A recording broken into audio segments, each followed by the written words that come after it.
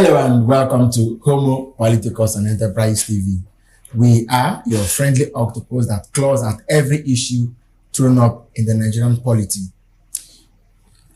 I am Cyril Abaku, and on the show today, Labour Party labors to stay united.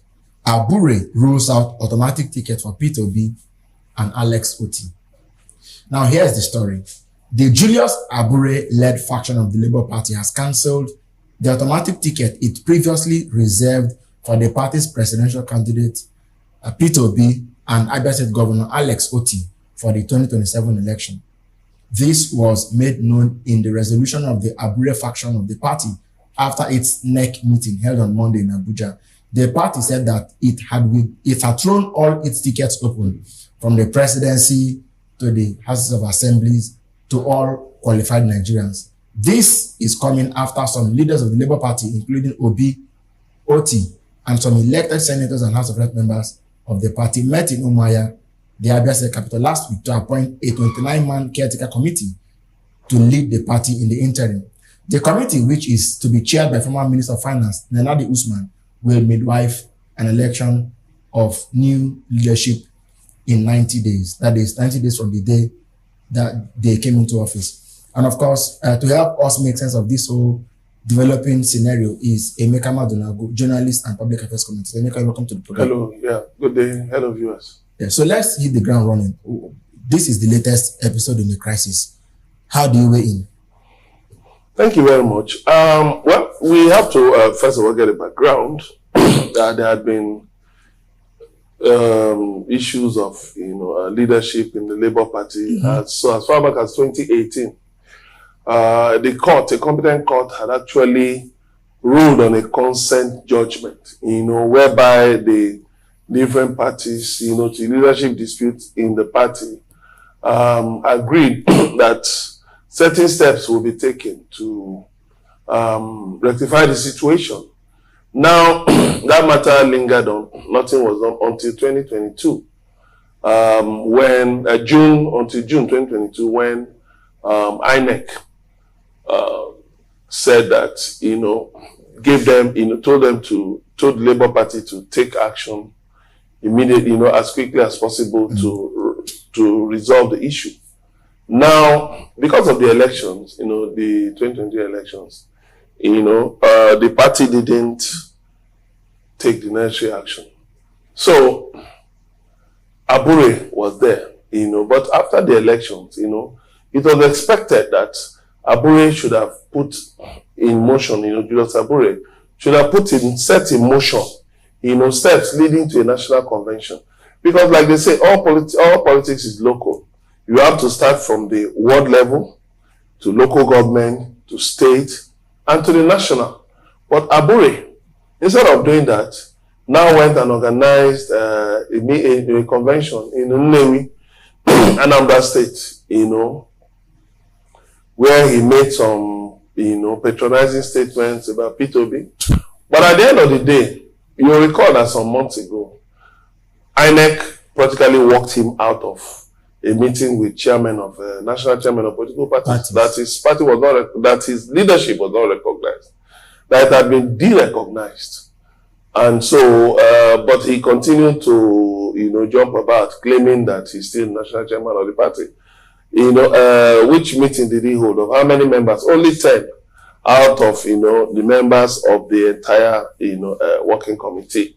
So now the stakeholders of the party, because there had been pressure on the presidential candidate, Mr. Peter Obi, to intervene, and Governor Alex Otti of Abia State to intervene, as senior members of the party. So of course, after much reluctance, Peter Obi met with the leadership of the Labour Party, of the Nigerian Labour Congress, that actually midwifed the process that led to the formation of the Labour Party. Met with them, met with some other people, and then, so he and Governor Alex Otti organized a meeting, of stakeholders in Abia State, in Umuahia, Abia State, that was in June. That was sometime recently, not long ago. And then they chose a 29-member caretaker committee. Yes. That would, like you said in the prologue, Yes. now have 90 days within which to Organize fresh elections. Yes, from the world level Yes. to the national. Now that is how a political party is supposed to run. Not a political party that exists only, in Abuja, without legitimacy, INEC or with the members. Yes. That is where it is right now. So as of today, to just quickly add, as of today, INEC received a letter from Obi and Otti, Yes. informing it of the formation of the 29-member caretaker committee and the terms of reference, given to them.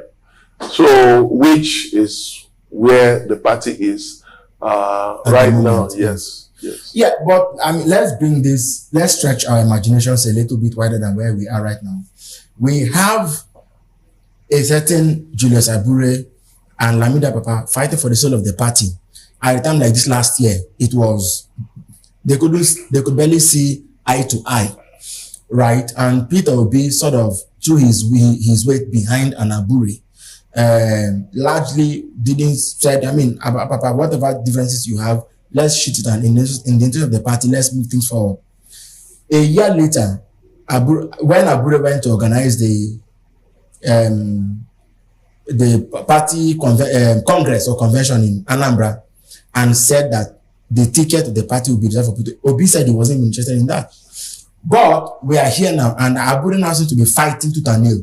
Let's just take it one step further. If Abure chooses to say, I no agree, do you see this grounding the party enough to take it out of relevance as we know it now today? I think is the narrative that Abure wants to create, but it won't fly because last year, like you said, himself and Apapa were locked in. But look at Abure's emergence. It was as a result of a consent judgment of parties that okay, let's run with this executive till after the 2023 election. The elections are gone. So there must now be an elective national convention where officers of the party will be elected. And it is at that point that the party is right now. So there is no faction. There is no Abure faction. The fact that he has, gathered some people at the national secretariat. These are drowning. These are drowning. They are drowning. A drowning set of people. They have lost relevance. INEC has not. I said INEC threw Abure out of a party with national chair. So who else? The Electoral Act recognizes that INEC has the power, over who to, INEC has the power of, deciding who, of monitoring party conventions, party congresses, at party primaries, at which people, people who emerge from such processes, through which they are ratified. Now, to the standpoint of Abure talking, he said so many things that the automatic ticket will not be given to P2B. He now talked about the finances of the party in the 2023 election. You can see that this is somebody who knows he has lost out. Abure has lost. Instead of him this was all the bargaining chip he had. Abure has no bargaining chip. Of what importance is it? Abure has no bargaining chip. He has no stake in the party. He has no stake in it, but all he's just doing is just the last kicks of a dying horse. Yes, because, if you look at it, Section 38 of the Electoral Act 2022, as amended, states that where a candidate, where an aspirant is nominated, and then Section A, where an aspirant is nominated, that means every candidate must go through the process, every aspirant must go through the process of nomination and valid primaries. And then Section B, that where there is at least one person contending for that position, that there must be valid primaries. So, in other words, when you are talking about automatic ticket, I give you the example of, people holding the office of the president, for instance, the governor, it is expected that they will naturally have, the right of first refusal. But even if there is no contestant, there must be a valid process. That means talking about, a process of adoption. Adoption. But the members must agree, either through direct or indirect primary, must agree that yes, this is our sole candidate. So now, whatever Abure is saying doesn't hold water. Yeah, so yes. Just to cut it. Let's take the discussion again one step further. We have seen that, apparently some quarters, there's a feeling that P2B was just coasting along with the Abure scenario as it unfolded until Alex Otti spoke up and said, "Gentlemen, it's time for you to leave," and then took the bold step, went for that to perhaps himself and Obi. They convened a meeting in Umaya and then they sealed it off. But the question is, how do you see the leadership of the party going forward? Is it about P2B now taking his place as party presidential candidate and national, in the manner of speaking, national leader of the party, or do you see Alex Otti playing that role more? Because looking at both men, Otti seems to be more pragmatic and has his game head on. No, you see, let's sift the wheat from the chaff. Otti is an elected governor. So he sits there. He has more to lose. Yeah, no, not more to lose. No. His influence is there. The influence, there are also the senators elected on the platform of the party, members of the House of Representatives, members of Houses of Assembly, elected. They are also part of the stakeholders. Now, they all came together. All of them came together in Umuahia. Now, recall that some months ago, P2B actually went around. He met with different, so when we went to the Labour Congress, he met with Abure, he met with different people to say, let us come together. But what happened? When Lamidi Papa saw that, he couldn't make headway through the courts, he quickly reconciled with Abure. They quickly reconciled, and then he went back to his position as Deputy National Chairman. But like I said earlier, there was a consent judgment. And the party has gone through the general elections. More elections are coming up. And therefore, the party must now, because INEC has told the party that you must now put into process the terms of that consent judgment. You must put it into process. Which Abure, instead of going through the normal process of the law, wants to circumvent. He tried to circumvent it by going to Nnewi in Anambra State to organize that convention. And it didn't work. It will not work because INEC is the umpire. So Abure cannot be a law unto himself. INEC is the umpire. But, so when you say INEC has told the party to honor the terms of the court judgment of 2018. That's where I'm going. The person engineering the execution of that judgment looks to be Alex Otti, because he was the one who, we understand, called Abure and said, "Young man, it's time for you to pack a bag." And that's to be expected. That's to be expected. Yes. He's the most senior elected. Could that be the sole reason? No. Yeah, but because in the manner of no. You see, P2B was reluctant to interfere. Exactly. In all of this. Or intervene. Yes, but there were certain people like Professor Mustafa Nwokobia, Chris Mustafa Nwokobia, who came out and wrote an acerbic article criticizing P2B, actually blasting P2B, telling him that, look, his reluctance to intervene in the crisis of the party, was not welcome. And there is a group that, subscribes to the, ideals espoused by Obi, the group called the Obedient.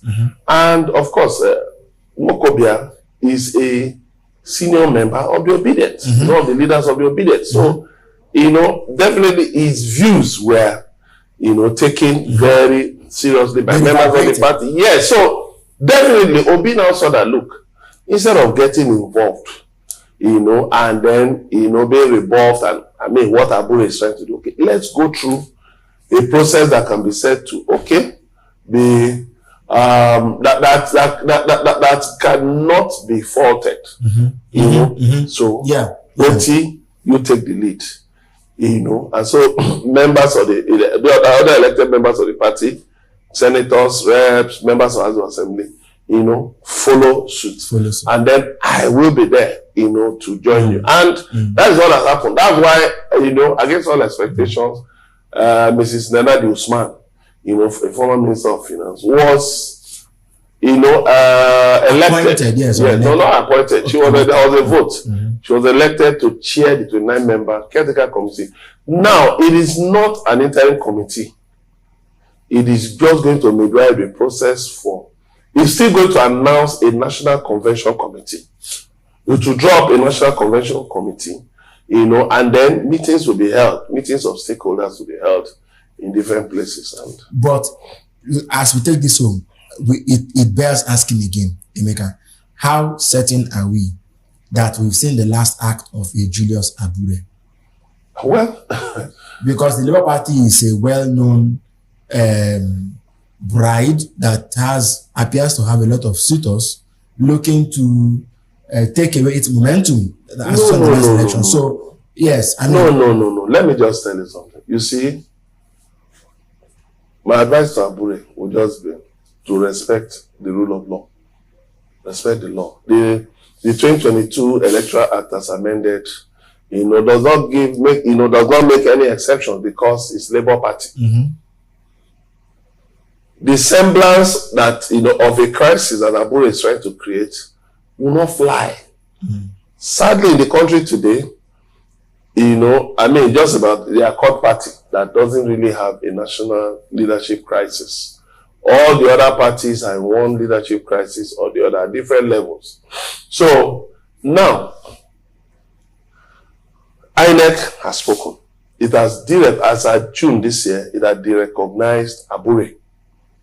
So whatever Abure was purporting to be between 2018 and 2023 is 5 years. And what is the tenure of the chairman of the party? 4 years now. So he's overstayed. He has overstayed his welcome. And so for him to be talking about 2027 elections, he cannot pretend over it because he should step down and present himself for election. If he so wishes to run again, to present himself for election. And then the same thing is saying that Peter Obi will not be given an automatic ticket. He too can't benefit from an automatic ticket. He can't benefit also from overstaying. He cannot benefit from circumventing the rule of law. He cannot benefit from an illegality. He has to follow the due process. And what does the due process say? He says that the INEC chairman has told the party to quickly organize its ward congresses, state local government congresses, the state congresses, and a national convention to elect a new set of leaders. Then going forward, you know, all parties have had this issue. The PDP is currently embroiled in that. And I hope it won't take a court case to resolve it. Damagun. Umar Damagun has to go. He has to go. Especially because willy-nilly there is the possibility of a merger between the Labour Party, NNPP, and the PDP. That may not happen. That may not happen. The fact that their presidential candidates in the 2023 election, you know, Peter Obi of Labour Party, Kwankwaso Rabiu Musa Kwankwaso of NNPP, and Alhaji Atiku Abubakar of PDP. You know, the fact that they held a meeting doesn't mean that they will carry their parties into, you know, a measure. You know, a measure is not an easy thing to achieve. You can even see that in the APC, where you had the ACN, you had the ANPP, a portion of ABGA, you know, and then the CPC. You can still see that the party is still fractured according to all those lines. You also remember, you also had the new PDP. Yeah. Those who got said new PDP, those who came out of PDP. But you can see that it's still that new PDP is no longer, you know, very much in the party. Even though some of his members like Rotimi and Mechi are still there, but you can clearly see that it's just their body that's in the party. Their souls have left the party for, somewhere else. So that is the problem you have in political parties. People believing that they can be above the law. But it's untenable. Now we wait to get INEC's reaction to the letter submitted by the 29 member, yes, today, submitted. And actually, the letter was actually written, was actually authored by Obi and Otti, and submitted today. So we wait to get INEC's reaction so that the party can get moving. The idea that, if a situation does not favor you, then the house must come crashing down. You will not be allowed in politics. Politics is about interests, common interests. So it should not be that, a situation where, somebody feels is bigger than the party. Then if you are bigger than the party, then go elsewhere. Just like you have in PDP, certain members feeling that they are too big, to submit themselves to, the leadership of the party. And that is very wrong. You find that in Nigerian politics. Nigerian politicians are a set of unruly people. They're an unruly set of individuals. They just want to, just stop crisis anyway. Once things are not going their way, they want to destroy it. Look at how PDP nearly died. How PDP nearly died. And look at how, it was brought back. But sadly enough, the PDP did not also adhere to its own constitution. That, of course, which is a natural thing. If the party's national chairman comes from the north, the presidential candidate should come from the south. PDP didn't obey its own, and that is what is tearing the party apart today. Because Alhaji Atiku Abubakar from the north, and the Dr. Iyochayu also from the north, they were there. Presidential candidate, national chairman, party national chairman. And that was not acceptable to some people. So you now have somebody like Nyesom Wike, the FCT minister, fighting tooth and nail. But the question I want to ask is this. If you feel that you no longer belong to the party, why not live honorably? Yes. Why are you bent on destroying the party? The party is bigger than you. Every political party all over the world is made up of members who are bound together by common interests. So no individual should purport to, because you have some executive powers. You're only there just at the pleasure of President Bola Tinubu. If Tinubu removes him today, it's powerless. He becomes another, even as a minister, he doesn't have immunity. So all the utterances and all that, he should know that some people can just, somehow or the other go to court and hold him accountable. Because he has been a problem to the party. And the party's governor, the governor of Rivers State, Sinfubara, elected on the platform of the PDP, he has been a problem to the man. And Wike should by now have realized that, listen, he cannot take control of PDP. He's in a losing battle. So, if by, some chance happening, which is very likely, Tinubu moves him away, because don't forget, Tinubu has not appointed ambassadors. And there's pressure on him. And I know that some ministers are going to be shipped off to ambassadorial position. Some, very likely also the national chairman of APC, Dr. Abure Ganduje, is likely to be shipped off to an ambassadorial position. So, Nyesom Wike could also find himself being shipped off to an ambassadorial position.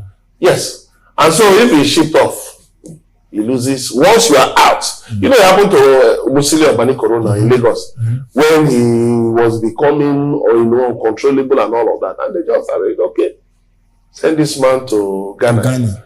And once Musili was out of the show, he was out. They just moved against him and demolished his party base. So, demolished his control base. Yes, his structure. So, that could happen. And in politics, 24 hours is a very long time. anything can change. The APC was supposed to hold its national caucus and national meeting today, the meeting of his NWC today. But they had to move it because President Bola Tinubu is not in the country. And no new date has been fixed. Yet the party has 2 elections coming up in 2 weeks. In Edo, 2 governorship elections in Edo and in Ondo. Party has, and it cannot hold the meeting of its top members. So what does that tell you? What does that tell you? It just tells you that, look, politics is a fluid game. It's a game. It's fluid. So if Abure, knows what is an issue, just quit honorably. Otherwise, the court will tell him, what his status is. As a former chairman, as a derecognized former chairman of the national chairman of the Labour Party. Well, Emeka, I might as well take that as your parting shot. Yes, thank you. Yes, it's like saying Abure, a word, a stitch in time saves 9, or as they say, a word is enough for the wise. Absolutely. Hopefully, for what it is worth, the Labour Party provided some sort of third force to the traditionally known PDP and APC parties, springing up a surprise showing in the last election. And in the interest of democracy, for healthy competition, that feat is something that many Nigerians are hoping to see is repeated, regardless of who wins. As far as the victory is free and fair, and as far as the turf is competitive enough, why not? But this is where we draw the curtains on today's episode of Home Politicals. This is Cyril Abaku saying bye for now.